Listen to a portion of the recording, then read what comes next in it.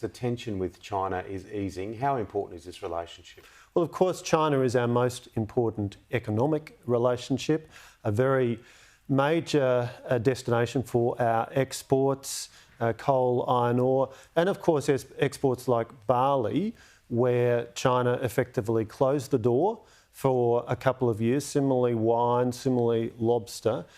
Now, that was an attempt by the Chinese government to put pressure on Australia. That was under the Morrison government. We resisted that pressure. Of course, we want a mutually respectful relationship with China, but at the same time recognising some differences in values. We've got different systems.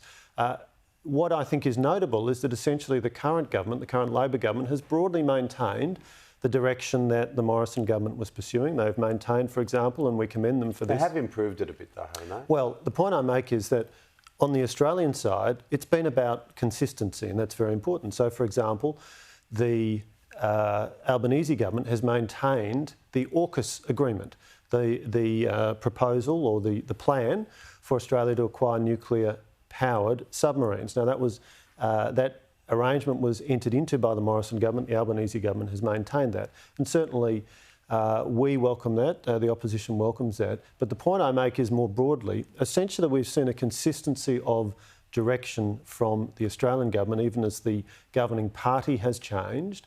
And I think you've seen from both parties a position that we want a mutually respectful relationship with China, but there will be issues on which we disagree. It's in the interest of both nations that there be trade between us. And we have welcomed the fact that China has now said that the barley trade will resume. And we would like to see the exports of wine resume, exports of lobster and other products where those have been subject to restrictions on the Chinese side over the last few years.